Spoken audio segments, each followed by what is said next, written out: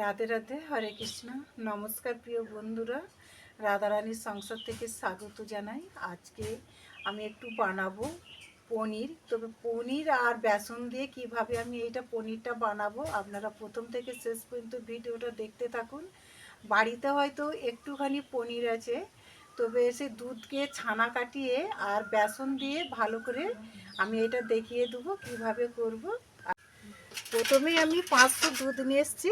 এখানে আমি ছানাটা কাটিয়ে নিচ্ছি। দেখুন অনেকটাই দুধ ছানা বেরিয়েছে এখানে।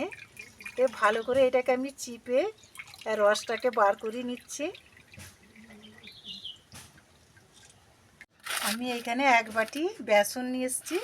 তবে এই ছানাটাকে ভালো করে আমি আগেই এটা ফেটে নেব।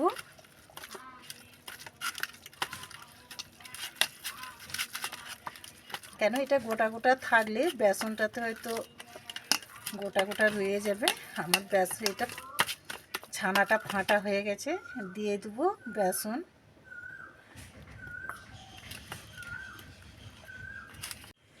হরে কৃষ্ণ। দেখুন ছানাটা আর বেসনটা খুব সুন্দরভাবে এটাকে ফেটে একদম খুব সুন্দরভাবে দেখো একদম মমের মতন হয়ে গেছে।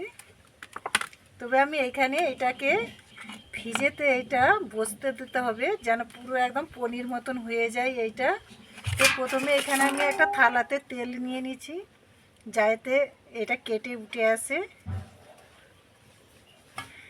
এটাতে আমি এটা জাঁট দেবো।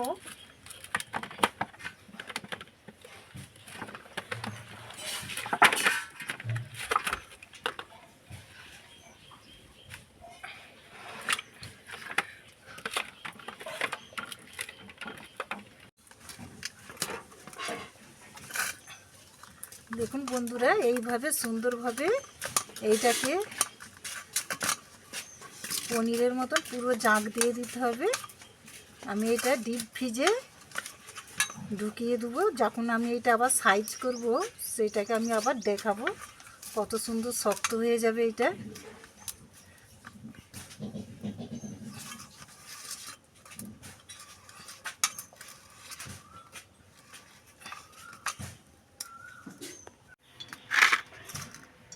দেখুন এইখানে বেসন আর ছানাটা দিয়ে যে আমি ভালো করে চাপ দিয়েছিলাম, খুব সুন্দরভাবে চেপে গেছে।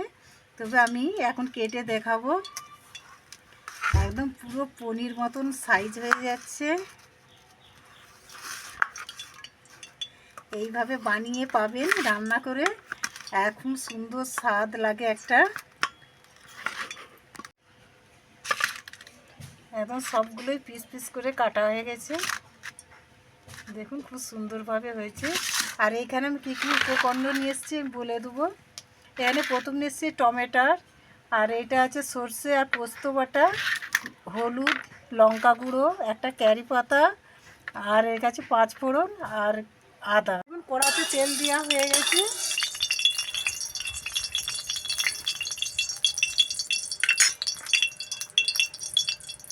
কড়ার মধ্যে দিয়ে দেবো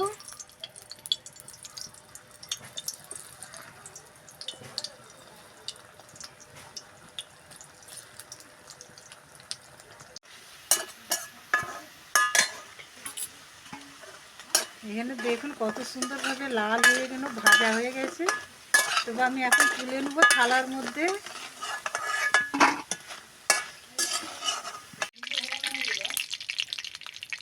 কড়ার মধ্যে দিয়ে দেবো 5 ফোড়ন, আর দিয়ে দিচ্ছি আদা,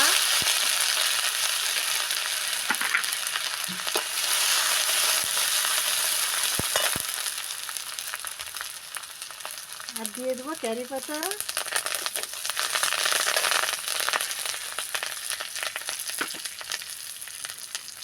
কাঁচা লঙ্কা আর টমেটো কুচি। দিয়ে দেবো লঙ্কা গুঁড়ো, আর দিয়ে দিচ্ছি হলুদ গুঁড়ো, আর দিয়ে দেবো সামান্য পরিমাণ মতন জল, আর দিয়ে দেবো স্বাদ মতন চিনি। এইখানে দেখছেন আমার মশলা থেকে তেলটা খুব সুন্দরভাবে সরে গেছে। আরও ভালো করে এটা আমি ভেজে নেব তেলটা। দিয়ে দেবো স্বাদ মতন লবণ,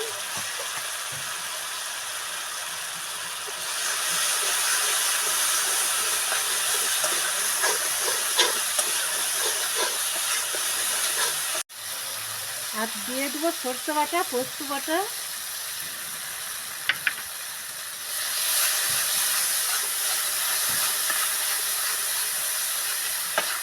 দিয়ে দেবো জল। এখানে ঝোলটা ফুটে গেছে, আমি দিয়ে দেবো পনির ভাজাগুলো। দেখুন খুব সুন্দরভাবে পনিরটা ভাজা হয়ে গেছে আর লাল লাল হয়ে গেছে। এইভাবে আপনারা বানিয়ে বাড়িতে পাবেন। তবে আর একটু ফুটে গেলেই আমি নামাবো।